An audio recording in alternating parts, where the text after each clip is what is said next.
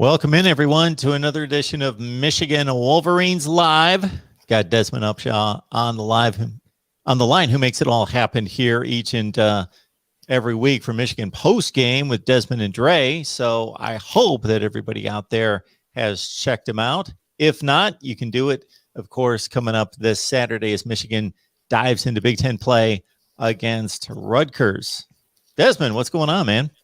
What is going on, Mark? Another week, and Michigan's getting geared up and getting ready for Rutgers this week. Big Ten play pops off for them. Absolutely. Everybody, leave those comments and questions in the live chat, and we will get to them. Talking Michigan football for the next hour, and this is the spot that we've set aside for Michigan football talk here at the Voice of College Football on our Michigan channel. So Wednesday, 5 o'clock Eastern time, set it aside, and you can join in the conversation. These boys like to run the football, don't they, Desmond?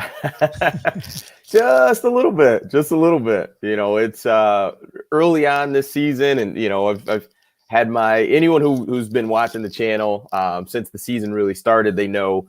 My urge for them to want to throw the football. But, at the end of the day, each game, it really is its own vacuum, because the only thing that matters in that, on that Saturday is winning that game.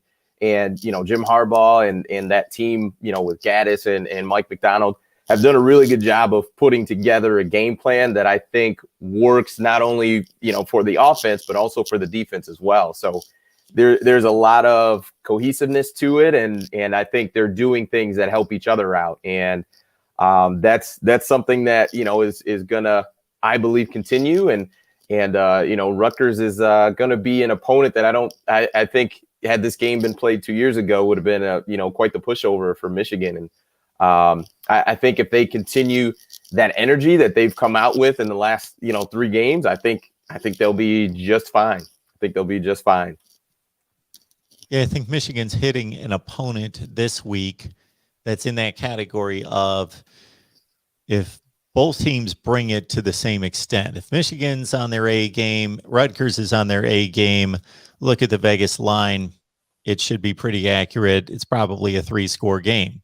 Mm-hmm. But this opponent's capable enough that if they bring their A game and Michigan shows up with a C game, then it could be pretty scary sometime in the fourth quarter. So they're capable, and they're playing really good defense at Rutgers.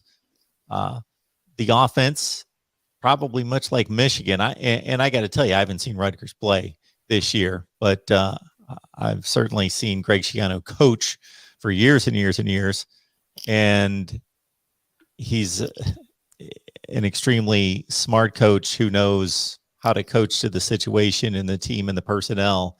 And I got to think that much like Michigan, and maybe for different reasons, they're playing to their strengths, and they're being conservative on offense, playing to a strong defense, playing situational football, and doing what they need to do to make sure they're securing a win. Now, that's probably going to look a little different on Saturday than it has the rest of the season because they get a big upgrade in opponent here. Yeah, and it's interesting. I actually just took a look and saw that Rutgers has 2 guys who are going to be suspended for the game Saturday.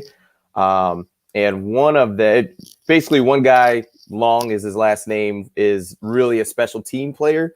But for Melton, he's a starting corner, leads them in interceptions and pass breakups, is a pretty good player from all accounts. And so I think that will be something interesting. It'll be, interesting to see if, Michigan's game plan overall, seems to be run the ball and then, take a couple deep shots. I think that'll be something that could obviously work in Michigan's favor with having a backup, corner in the game at, where a pretty strong player would typically be. So that'll be interesting. It'll be interesting to see how that, how that plays into the game. I'm sure it'll be a big talking point, kind of the pregame and early on in that game on Saturday. Yeah, you got to think that Rutgers being at the place that they are in the development of their program, that's a pretty big loss. As you say, Max Melton, 2 interceptions, leads the team, pass breakups, one of the leading tacklers, and that just came down, I believe, early yesterday. Actually, everybody lock in on the content here, the Voice of College Football. We've already had a couple of conversations with Justin Rowe from Blue by 90 podcast, and also Clayton Safey from Rivals, the Wolverine.com. We covered some of that ground on the Rutgers loss there. Who knows what that situation involved? According to some of the online accounts, it involved a paintball incident. The thing I think about is when you're involved with, anywhere from 17 to 22-year-old guys, like anything, can happen. And a lot of times it's, we were there once. So, I know I didn't make the best decisions at that age. So, as fans, we look at it just like, man, how could you be so stupid? It's like, man, we were 17, we were, 18, 19 at one time in our lives. And we, I think if all of our decisions came to light, it probably wouldn't look good on us either. So, yeah, yeah, you'd love to think that these guys are thinking of, with the end in mind of, man, I'm a, Division I scholarship athlete. My team is counting on me. But a lot of times they're just thinking, hey, this will be a great story and be pretty funny. So on one hand, we could say paintball incident. These guys didn't get injured. It's not like they're injured, they can't play. Paintball incident, something crazy happened, something stupid. So either let your minds go wild, or maybe it might be better just to not even think about what could have possibly happened, and we'll give them the benefit of the doubt. To Desmond's point, think about when you were 17 to 22, and maybe some of you still are. So what you're capable of or were at that point, and just we'll leave it alone at that. All right. Yeah. So this Saturday, I mean, I think the line is, I think 18.5. Are you expecting any, surprises, anything, different? Are you, expecting kind of the same relative story that we've seen with Michigan as far as Saturday against Rutgers? I think that they're going to try to do what they've done for 3 weeks. I don't think they're going to come out and say, okay, well, Rutgers pretty stout against the run. We may want to fool them. We may want to break tendency, and we'll see a different Michigan offense. I think that if they pass the ball 30 times, it's going to be because they had to pass the ball 30 times. Or maybe, although we've had this conversation, and you and Dre had this conversation, even if they could throw the ball 30 times because they're up by so much, just to work on the pass game. And this time against a pretty quality opponent, I don't necessarily think, based on what they've shown us for 3 weeks, that they'll even do that. I think it's going to be run until they stop us. And then, hey, if we're in a one-score game after halftime, then we may do what we need to do if they're holding us to 3.5 yards a carry, or whatever the case might be, that we'll see them deviate from that. But I think that they are going to stay with what got them there until we see otherwise. Yeah, I agree. And the positive part of it is we have discovered a star in Blake Corum. So, you're kind of at the point now where we can't, air it out, because our best player, Blake Corum, like he needs a lot of touches, and he's an explosive player, and he's a guy that is a difference maker. I mean, on Saturday, we were talking potentially Blake Corum for Heisman, based on his performance and what he's done thus far. And I think with Michigan continuing to win, that's only going to bolster, that potential. So I agree. I think it's going to be more of the same. I think it's going to be, a heavy run game, some play action, deep shots, and Michigan really controlling the time of possession, controlling the clock. And, really, if you get to the point where for Rutgers, the dangerous part is going to be, if you do throw the ball 30 times because you're behind, is you got Aiden Hutchinson, who's having a great season, who's going to be lurking. So, it's a tough spot. I think the line's probably about right. I could see Michigan winning by 21, 24, something like that. So it'll be interesting, but I think it is going to be kind of a exactly what we've seen the last 3 weeks. This running back trifecta is and I go to the trifecta rather than the tandem because of what we saw on Saturday with Donovan Edwards getting some carries, and he's been his arrival much anticipated by Michigan fans as a 5-star right there out of the state of Michigan. So he gets into the groove, and he averages over 10 yards per carry in some spot duty. So, which is just silly. I mean, I know he had the long run, but to average 10 yards a carry is just silly. Yeah. And now they got 3 of them, and they seem to have different skills and strengths to where it's a real compliment to the offense. Blake Corum, he's going to give you the splash play, the one that everybody talks about, the one that makes the highlights, and Hassan Haskins is going to get you the tough yards. And I think he's taken the first series, so he's technically the starter. And then we see Donovan Edwards coming up against Northern Illinois. So to have that kind of depth and different type of backs is maybe puts them in a position unlike anybody else in the Big Ten right now from that standpoint. Yeah, I think the advantageous spot that they're in is nice because you have, like you mentioned, these guys all do different things, but at different points in the game, you can go to any one of them. Especially I look at, the starter with Hassan Haskins of being that big, physical, powerful runner that, in the second half, he's going to be pretty fresh. I mean, I think we've seen him have 20 or so carries is probably the most that we've seen from him in a game, 20 to 24. So, you're talking about a running back, coming at you in the third and fourth quarter that's only has, 10 or 11 carries. Like, he's going to be really fresh and, really punishing your defense because it's, obviously on the offensive side and as a running back, it's easy to sub, those guys in.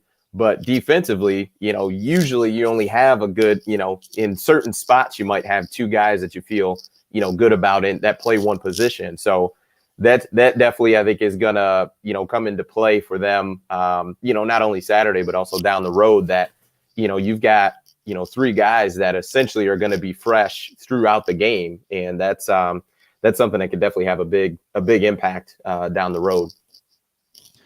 Maybe I think about this a little too much since I'm an old TV guy, but I don't like looking off the screen. So people understand that. So I got my monitor right in front of my camera, but it's offset over here. So I am looking at Desmond while I talk to him. I got to look over there, or I could fake it. I can fake it and just look at the camera the whole time. But that's uncomfortable to do that for 60 minutes. But I have done that, and I've been playing around with all sorts of angles and where should I put this versus that. And since every show I do and every recording seems to be a little bit different, some with one person, some with 2, some with 3, and then by myself, and nothing seems to work out for every condition. So just be aware, everybody. I am focused on Desmond here and looking at him, but he happens to be over there for me. That is not a problem. Everything's A-okay. Like I said, the feedback we get, all our fans and subscribers love you, Mark. So I think I think we're good. So switching gears as far as, this, from this Saturday, I think we can all pretty much agree that it looks like Michigan will probably end up beating Rutgers. There was some new, I believe there were odds released for the rest of the season. And it looks like the odds are essentially that Michigan, for the percentage to win each game, I can't remember exactly what it is, but basically the rest of the games that Michigan plays as of today, they are favored in every game. So wanted to ask you, what do you think is the ceiling for the Michigan Wolverines? Did they forget to add that game at the end of the season? Was that one included too? From what I saw, it was. Wow. The percentage wasn't great. It wasn't like a 70 or 80%. It was like 51 percent or something like that. It was just a touch over the halfway mark. So technically they were favored. So it's at home. Yep. So was that generated by the Football Power Index? Do we know? Yes. Okay. Yes, it was. Yep. This is the thing about the Football Power Index. I am not here to rail on the Football Power Index, nor am I here to praise it. I just don't know. I would love for somebody to track it because I believe that FPI comes out sometime in the preseason, sometime in the off season, and it's just continually being adjusted. Mm-hmm. If it's the middle of July and somebody's best running back breaks a leg, then they're going to adjust the FPI, which is great.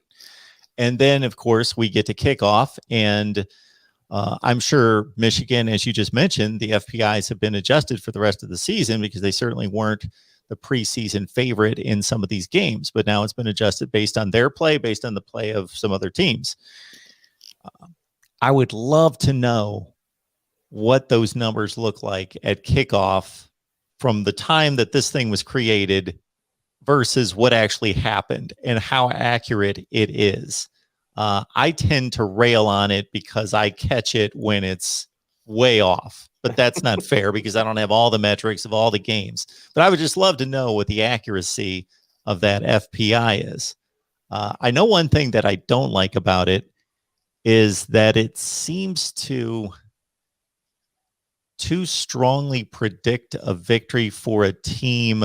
So it's obviously, for those of you who don't know, it's always being calculated even within the game. So you can see in a box score that if somebody was up 20-0, it just shoots to the moon, which it's based on probabilities. And then if somebody makes a comeback, you see all these key points in the game in which there's a fourth down conversion and it adjusts. And it's pretty fascinating if you're into numbers. But I've seen some crazy probabilities out of that thing during games that I thought, like here's the one that comes to mind, and I'm going to get away from college football. AFC Championship game, Patriots-Jags, 2017, I believe, was the year. Patriots are a pretty strong favorite going into the game. Jags play a good game. They're up, I think, 20-10. I think they were up 10 points, whatever the score was, with like 9 minutes left in the game. And New England's at home, 9 minutes left in the game, down 2 scores, not a great situation to be in. That FPI for the Jags was like 96% or something. I thought basically Jacksonville pretty much made it like 50-50 at that point. Tom Brady and the Patriots, they're still at home. There's still 9 minutes left in the game. Did we not just see the Super Bowl last year? I just thought this is a 50-50 game at this point. I just see some odd percentages like that I just don't. I'm no mathematician, but I'm pretty good with percentages and so forth. And it just doesn't seem to add up. That being said, Michigan's got a game. I believe it's at Wisconsin in 2 weeks, right? That is correct. Okay, they're a favorite at Wisconsin. Interesting. The other game. It's been a while since that has happened. I would imagine. I mean, I don't think Michigan's won there. It's been a long time since Michigan's won on the road at Wisconsin. Yes. Got whipped by Wisconsin at home last year. Went there 2 years ago. The score was like 28-0 at halftime. And then I think they traded wins, but they always, lost at Camp Randall the last several times out there. So what is the ceiling? Well, the FPI says the ceiling's 12-0. And I'm one of those people that would say, yeah, technically speaking, the ceiling is 12-0 and the basement's 3-9 when you're technical about it. I think that we're set up for one of the more interesting races in the Big Ten than I can remember. Because since about well, way. Actually, if you want to go all the way back to late 2005, Ohio State's been the best team and the best program pretty much every year, even though they haven't won the Big Ten all of those seasons. Even when they've not won the Big Ten, it was still one of those deals where you were like, yeah, they're still the NFL team, and they just blew a game and didn't win it, but everybody still thinks they're the best team, kind of thing. Like 2015, they blew a game to Michigan State. You know what I'm talking about. That was crazy. I mean, I would like to see what the FPI was before that game kicked off. Oh, Connor Cook missed that game and on the road. Yeah, that FPI probably was 99.9% Ohio State, I would imagine. Yeah. So, like, my point being that even though Michigan State won the Big Ten championship and they earned it, they won in Columbus, they did what they had to do. Ohio State went and dusted Notre Dame in a Fiesta Bowl, still finished with one loss. The people were still like, well, and rightfully so, me included, Ohio State's the best team. They didn't win the Big Ten, but they're the best team. There were a few seasons like that. So this Ohio State program has basically owned this conference forever. But now the way everybody's playing right now, they're almost like an outlier where they're the team that's got this pass-happy offense. They did run it well, obviously, with Travion Henderson against Tulsa, but they've got this pass-happy offense. They still have all sorts of great talent, but they have not put it together on defense at all. And even the offense is a bit shaky with C.J. Stroud still developing. And then you've got everybody else that's good: Iowa, Michigan, Penn State, Wisconsin, Michigan State, that all seem to be playing like really solid ball, very traditional ball. They're all rock solid on defense. They all run the ball first. And I think we've got more to go on in the Big Ten than the other conferences right now, where Clemson looks vulnerable, Ohio State looks vulnerable, Oklahoma looks vulnerable. The Big Ten is the one conference that's played enough quality conference games for us to actually have some validity there in terms of seeing what might happen, and that Ohio State may legitimately be vulnerable because Penn State and Wisconsin have already played a conference game, and Ohio State, Minnesota, and there have already been several other, Maryland, Illinois. There have been more conference games played in the Big Ten than any other conference. And I think it's pretty fascinating because I think there's like 5-6 teams that are good, like legitimately good. Not that they're not flawed, and they all seem to be the same team, except Ohio State is much different. So I think that the race is going to be fascinating. I think Michigan, the probabilities just say that they're going to trip up, even if they're as good as they could possibly turn out to be, which they might be the best team in the Big Ten. I don't know that they can make it through an entire conference schedule without getting tripped up by somebody. Wisconsin, Ohio State, Indiana, Penn State. Don't know who their other games are in the Big Ten West off the top of my head besides Wisconsin. They've got Nebraska. Maryland.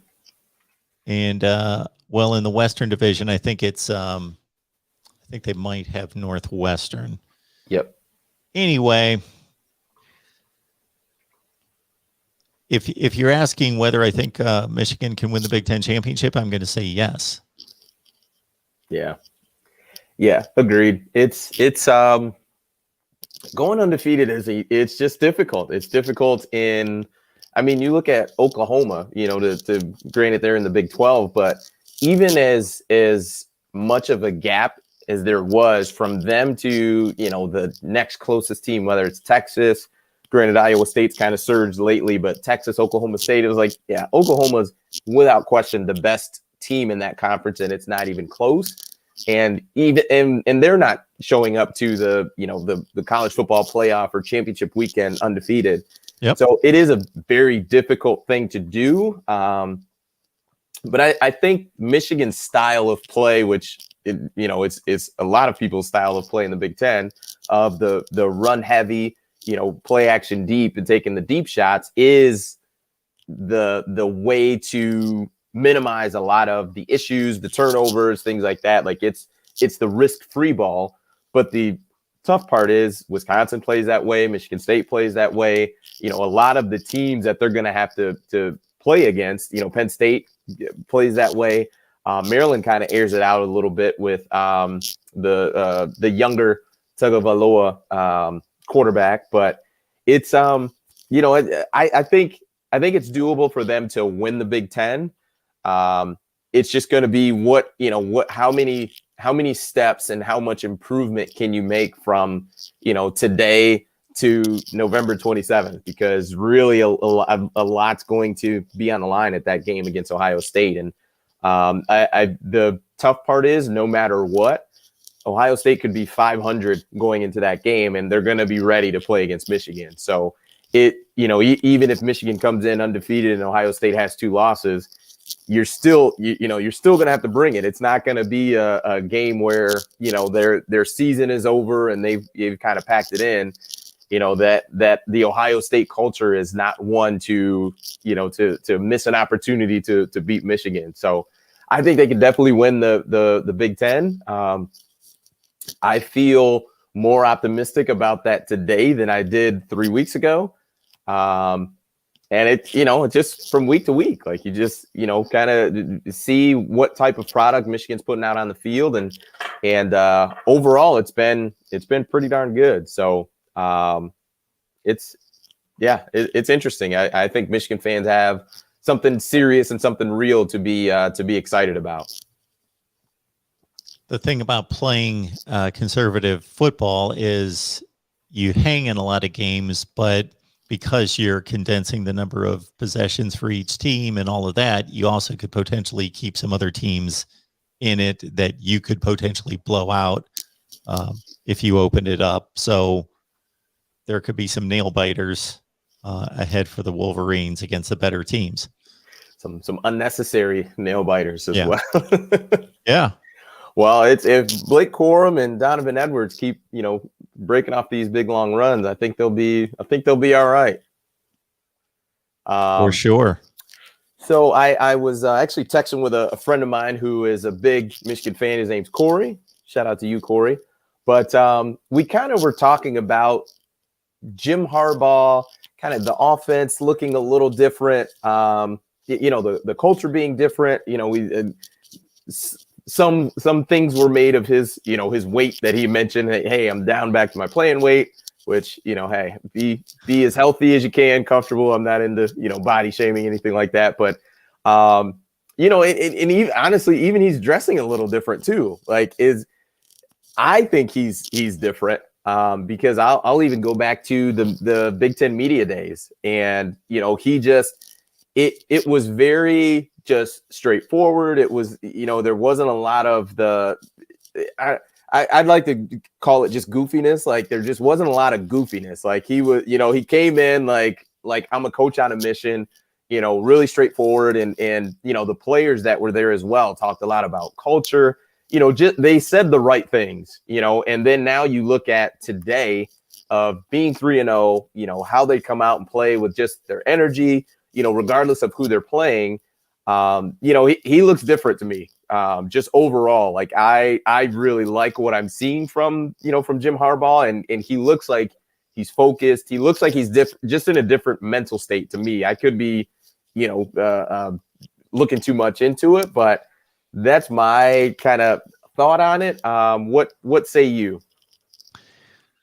I'm not the guy that typically looks for things like that, but I've noticed the same thing. I've had other people comment that to me as well. And I think if enough of us have seen that, I think there's something to it.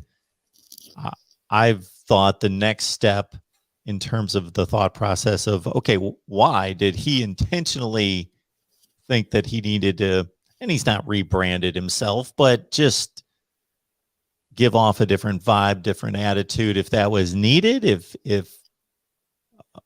that he intentionally did that, or whether maybe just this is the byproduct of him being challenged with his job security, having to sign a new contract that was reduced, cut in half in pay. And maybe this is just the byproduct of him saying, I'm just going to go for broke and my job's on the line. But actually, it's kind of possibly freed him to just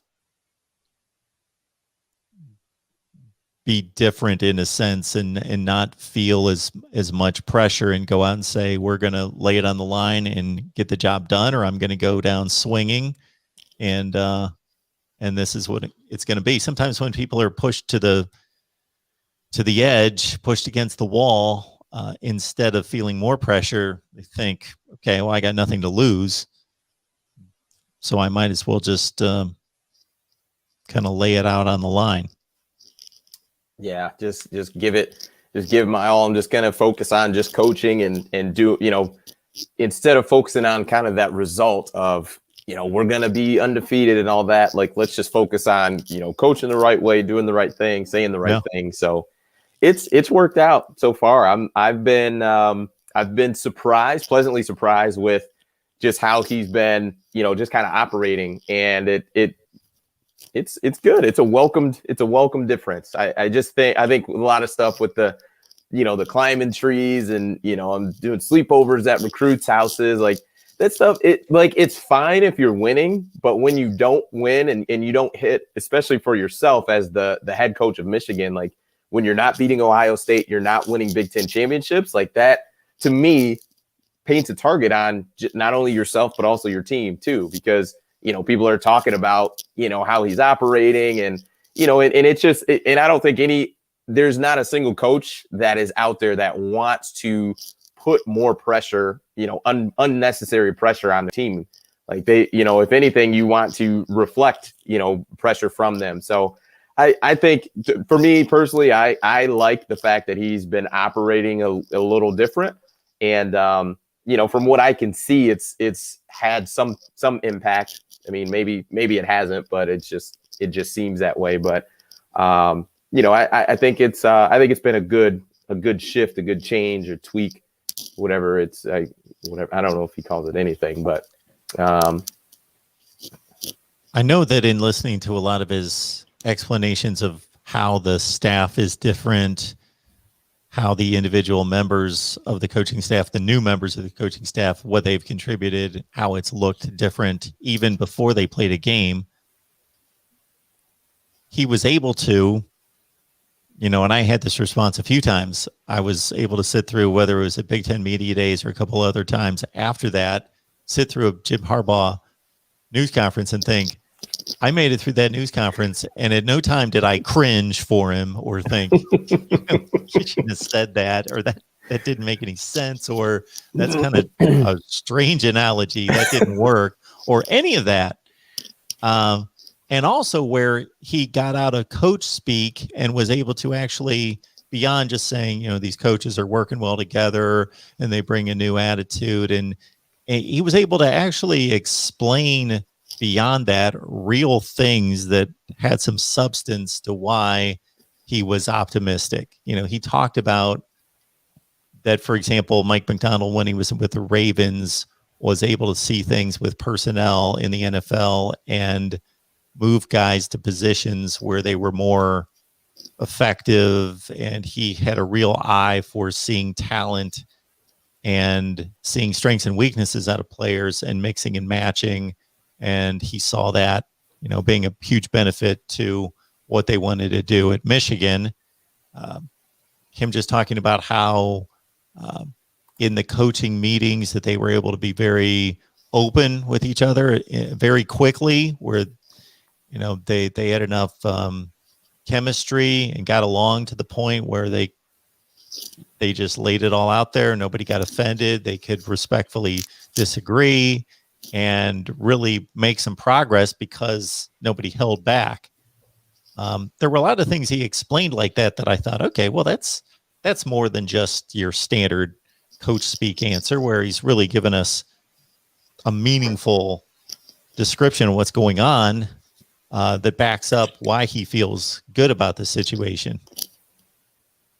Yeah, it's and that I think sometimes too when you're in a spot like Jim Harbaugh was before the season started, like it's a bit of a tough spot, and it sometimes the coach speak doesn't do it, all the time, and sometimes you need to have a little more transparency. Like you don't have to get into all of the minutia of everything that you guys talked about, but I think sometimes that is refreshing when a coach is pretty honest with you about something, and it's not just the normal canned answers, like, we, go through our meetings, we do the, normal stuff, like to be like, yeah, well, we did that, but, we still were open with each other, and, we disagreed and everything was fine. No one took it personal.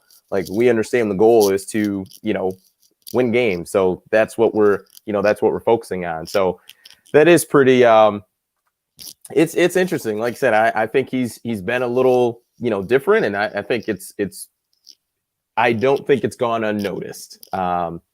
So that is interesting. I had another conversation with a friend, and he talked about football going in cycles, like that. We saw the wave, really after like 2011, 2012 of spread offense and throwing the ball and 4 wide, 5 wide. And how it was tough for the defense to adjust. It took them a couple years to kind of get up to speed with it. Whereas now, he had mentioned, do you think it's tougher for defenses to defend a more run-heavy offensive attack? As because they are right now. I mean, if you look at, let's say, most defenses, they're built to defend the spread offense. They're built to to play in space and all that. Like, he asked me, do you think that, defenses are at a tougher a disadvantage really to, to play that run heavy scheme? What are your thoughts on that? Here are the couple reasons why I think he might be right. One is that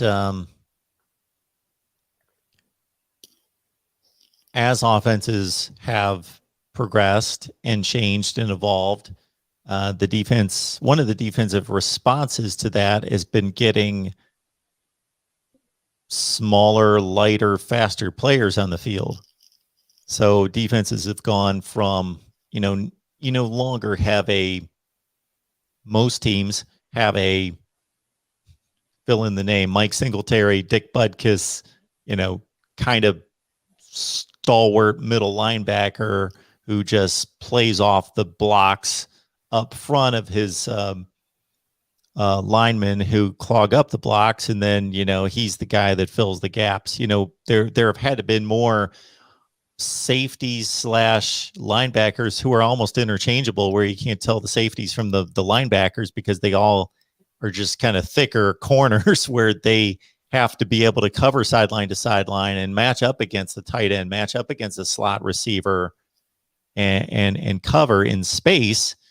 And so there's less bulk on the field, less weight on the field defensively. And maybe teams like Michigan are taking advantage of that. Also, I think tackling has suffered because they've taken away two-a-days.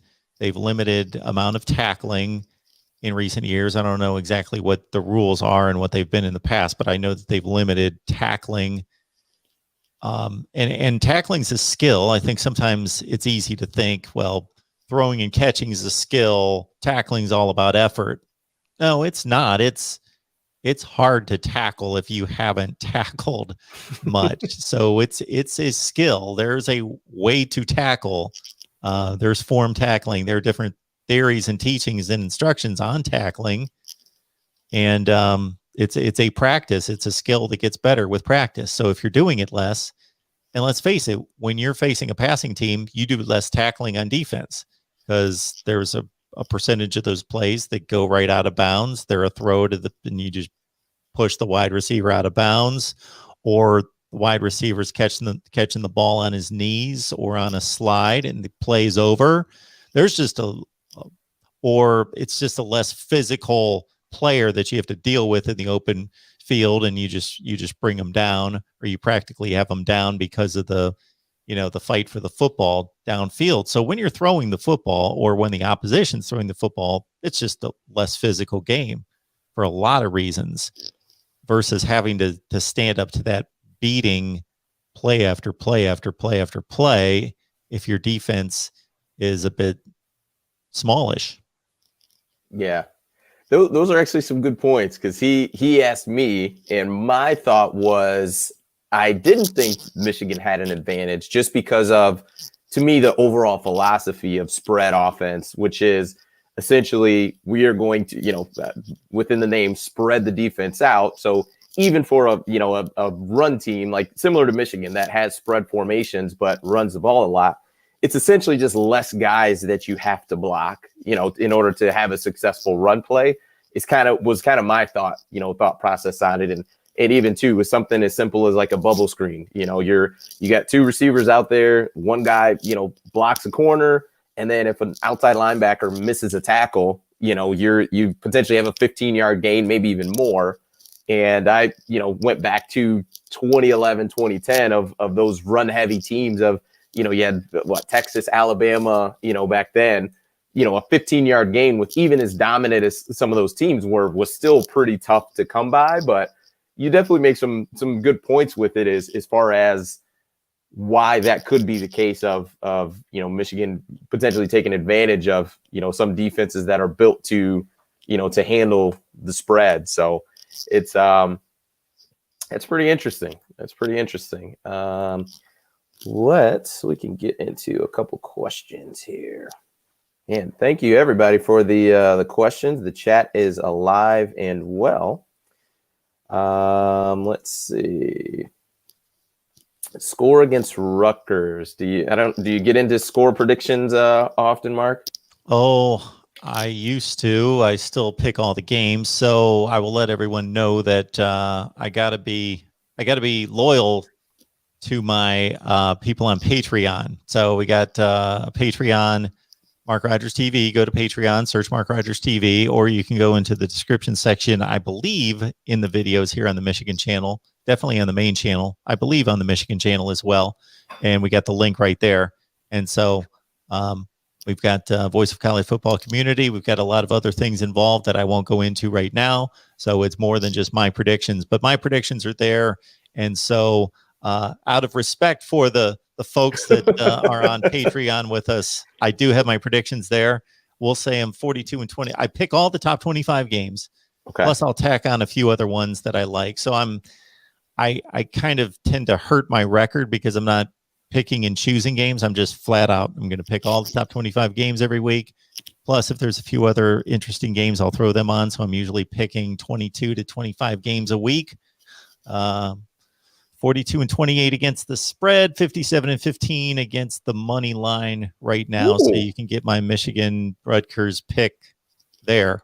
I think that might be worth the subscription there. I mean, if you put, if you're a betting man or woman, that could definitely pay for the subscription there for Patreon. So we're gonna go to this next question, but before we do that, I know, Mark, you have a time limit, so we've got you for about, I think, another 5 minutes or so. So just wanted to be cognizant of that. As you all know, Mark is busy doing content and putting out content on different channels all the time. So he's still hard at work. So I'll go through some more questions with you guys, but wanted to get one last question from you, Mark, as far as DJ Tut _CLT put hashtag go blue. Do you believe another 300-yard ground game is possible? Sure. And I'm assuming he means this Saturday. Yeah, I think it's going to be tougher. And I think Rutgers obviously has more game tape than everybody else did on Michigan. So from that standpoint, it's going to be tougher physically because this is a Big Ten team that's capable. I don't think they're great. I think they're going to win 2 or 3 games in the Big Ten. But from a physicality standpoint, yeah, this should be the toughest. Well, Washington was, from an athlete standpoint, maybe more athletic than Rutgers. But yeah, I think it's possible. I think they ran it. 45 and threw at 18, something like that, 47 and 18 this past week. And I think that's what Michigan wants to do. I think that's their ratio, what they'd like to do, as long as they got control of the game. So if they're going to run the ball 45 to 50 times against Rutgers, it might be stretching at 300 yards, but it's, if you break off some long ones, sure. Yeah. And I think, I guess if I have to call it yes or no, I'd probably say yes, because I just think that Michigan is that committed to the run, that I do think that they will get there. And like I said too, if the game is the way that both of us think it will be, which is a 3-score final, late in the game too, I can definitely see Michigan potentially popping some big runs. We've got Donovan Edwards that's going to get some time as well. Like, he played well last week, and I think you'll see him again this week. So I think Michigan will go over 300 yards on the ground this week against Rutgers. So perfect. Well, Mark, do you want to do a quick exit? I've got a puppy I need to wrangle real quick, but you can kind of give us a rundown before you go. I definitely will. 6 o'clock, which is just a few minutes away, I'm going to do a Florida State Live on the Florida State channel. Then at 7, Miami on the Miami channel. And of course, Desmond's here as long as he can possibly stay. But also after the Michigan game, of course, catch Desmond and Dre after Michigan Rutgers. Desmond, it's been fun. Appreciate you having me. Hey, as always, Mark, appreciate the time. See you later. All righty, let's roll through. Malachi, if Rutgers beats us, I'll shave my head. All right, we're going to hold you to that. I mean, I think you'll be fine. I think you'll be safe. I think however much hair you have on top of your head will be safe. I think Michigan's definitely going to take care of business against Rutgers. So I don't think you have too much to worry about there. Lewis, thank you so much. Appreciate it. Yes, everyone, please like and share. We definitely appreciate it. Our goal is to do Wednesdays at 5 to 6 p.m. and then also Saturday post game. And then you guys know that Mark has some content that he does on the channel as well. So yes, please like and share. We just got over 2,000 subscribers. So thank you everybody who subscribed. Definitely appreciate it. Our next goal is we're trying to beat the Oklahoma channel, which is Oklahoma Football at the Voice of College Football. It's all under, the same umbrella with Mark, but, we're competitive. Like, we're sports fans. That's what we do. So thank you. Appreciate it. Let's see here. Jamie, this is the best I've seen us in the Harbaugh era. Much better defense, more explosive offense, and an absolute game changer in Blake. And I think that was a typo, Corum. I do agree. I agree that I think this is the most explosive offense we've seen under Harbaugh. And I do agree with the defense is better. The small damper I'm going to put on it, and I'm sorry for the Michigan fans, is the only thing is while I am confident that Michigan can win the Big Ten, the tough part is it's hard not to be weary of Jim Harbaugh's teams and his track record at Michigan, because as we all know, when you're playing the teams that you're, a better athletic team and you can out physical them, they've typically performed well. And in the games where, the athlete to athlete was a little more even, that is the games that they've struggled. And I know Washington was a better, team athletically than Northern Illinois and Western. But I don't think Washington was as good of a football team as far as just players as Michigan was. So that's the only tiny, it's a little asterisk. It's a little like footnote, nothing crazy, just a small little footnote. And there you go, Jamie. Wanted to make sure everybody knew you did fix the typo. So appreciate it. Is AJ Henning our fourth running back, or do you see Michigan start to utilize him more with throws down the field? I think it's hard to get 4 running backs in the offense, especially with the characteristics of the 3 that you currently have. So with Hassan Haskins, you've got your physical bruising running back between the tackles. With Blake Corum, you've got your explosive, running back. He's pretty good inside and outside the tackles. He can catch the ball well. And then with Donovan Edwards, I feel like he's a bit in the middle. Like he's a little bit of both of those guys.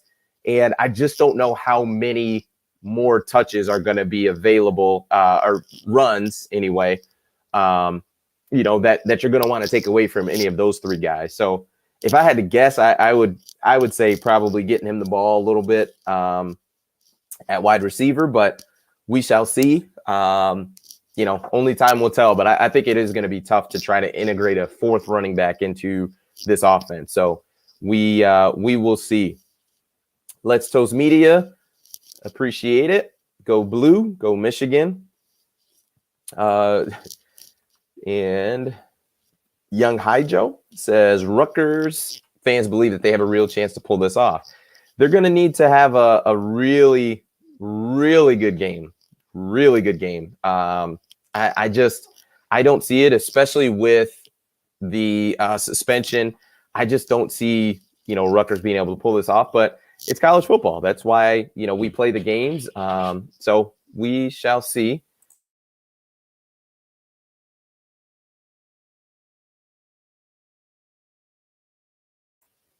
Sorry about that. David Cleveland, I'm probably not alone, but it sure would be great to see more pass rush from Michigan. I'm guessing a lot of that, or lack thereof, is defensive scheme, but it was nice to see more of it. I think that overall they do a pretty good job. You've got your front 4 that's pretty solid. So we'll see what happens. I think overall you got a guy in Aiden Hutchinson who is he's a force. He's a matchup nightmare, and he's one that I think you're going to continue to be pleasantly surprised by his effort and his production. So he's he does pretty well. I think overall I think they do a pretty good job as far as pass rush goes. Let's see here. But I think overall, Michigan they're in a good spot. You're 3-0, and you're trending towards another victory, against Rutgers. I think they're going to be in a really good spot. I think next week we're going to be talking here that they're 4-0, that the run game is still doing really well, and they're going to be 1-0 in the Big Ten. So we'll see how it goes. I've got a split, folks. Definitely thank you so much for attending, for checking us out. Please like and subscribe, and we will check you next time. Thanks.